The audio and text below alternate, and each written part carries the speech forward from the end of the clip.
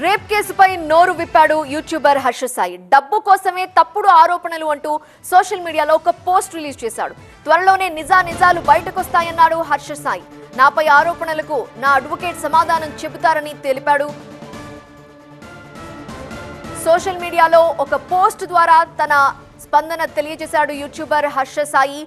తనపై false allegations చేశారని, అవి విచారణలో బయటకొస్తాయంటూ ఒక పోస్ట్ రిలీజ్ చేశాడు.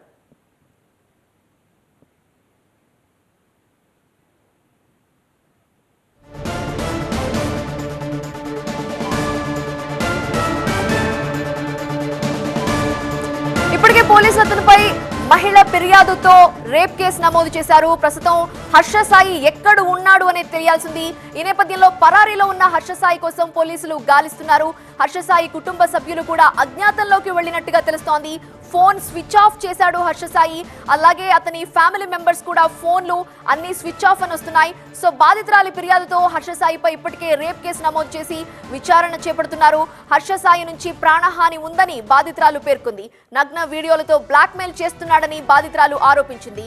మత్తు మందు ఇచ్చి అఘాయిత్యానికి పాల్పడి నగ్న వీడియోలు తీశాడని బాధితురాలు ఆరోపిస్తోంది.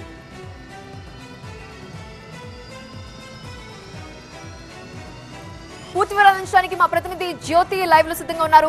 జ్యోతి, హర్ష సాయి ఎక్కడ ఉన్నాడు అనే దానిపై పోలీసులు ఏం చెప్తున్నారు? బాధితురాలు ఇంకా ఏం చెప్పింది?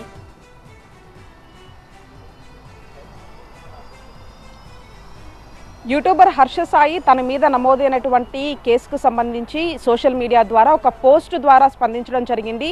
తన మీద చేసినటువంటి ఆరోపణలన్నీ కూడా అసత్యము, అంతేకాకుండా ఫాల్స్ ఎలిగేషన్స్ చేస్తూ ఉన్నారు. కేవలం డబ్బుల కోసం మాత్రమే తన మీద ఇటువంటి ఆరోపణలు చేస్తున్నారంటూ కూడా ఇన్స్టాగ్రామ్లో ఒక పోస్ట్ ద్వారా చెప్పడం జరిగింది. మరొక వైపు రానున్న రోజుల్లో నిజాలేంటో కూడా బయటకు వస్తాయి. తన అడ్వకేట్ పూర్తి సమాధానం అంతా కూడా చెప్తారంటూ కూడా ఇన్స్టాగ్రామ్లో ఒక పోస్ట్ ద్వారా హర్ష సాయి చెప్పడం జరిగింది. అయితే మరొక వైపు నిన్న మాత్రం యువతి ఇక్కడికి పిఎస్కి రావడం జరిగింది. అటు రేప్ కేసుతో పాటుగా చీటింగ్ కేసు, అంతేకాకుండా తన మీద దాడి చేసినటువంటి కేసులకు సంబంధించి కూడా యువతి ఇచ్చినటువంటి ఫిర్యాదు మేరకు పోలీసులు కూడా ఎఫ్ఐఆర్ నమోదు చేయడం జరిగింది పలు సెక్షన్ల కింద. అయితే నిన్న వైద్య పరీక్షల కోసం కొండాపూర్లో ఒక హాస్పిటల్ కూడా తరలించారు. అక్కడ వైద్య పరీక్షల అనంతరం కూడా ఆమెకు సంబంధించినటువంటి స్టేట్మెంట్ని కూడా రికార్డ్ చేసినట్టుగా తెలుస్తుంది.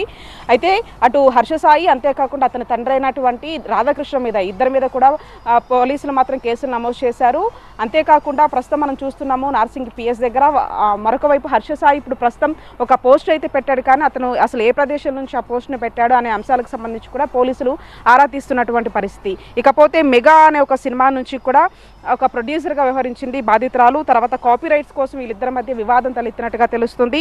బాధితురాలకి మత్తు మందు ఇచ్చి అఘాయిత్యానికి పాల్పడ్డాడు. అంతేకాకుండా నగ్న చిత్రాలు కావచ్చు, నగ్న వీడియోలకు సంబంధించి చూపిస్తూ బ్లాక్మెయిల్ చేశాడంటూ కూడా బాధిత యువతి మాత్రం ఆ కంప్లైంట్లో పేర్కొనడం జరిగింది. ఈ నేపథ్యంలో హర్ష సాయికి సంబంధించి అటు అత్యాచారానికి సంబంధించి కావచ్చు, మరొక వైపు ఏదైతే చీటింగ్ కేసుకు సంబంధించి కావచ్చు, బ్లాక్మెయిలింగ్, వీటన్నిటికి సంబంధించి కూడా కేసులు అయితే నమోదు చేయడం జరిగింది.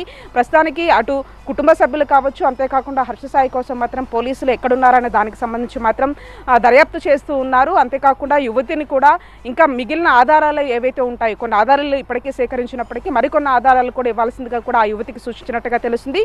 మొత్తంగా కూడా ఇన్స్టా పోస్ట్ ద్వారా మాత్రం ఇదంతా కూడా ఫాల్స్ ఎలిగేషన్ చేస్తున్నారంటూ కూడా హర్ష సాయి సోషల్ మీడియా ద్వారా స్పందించడం జరిగింది. Right Jyothi, thank you.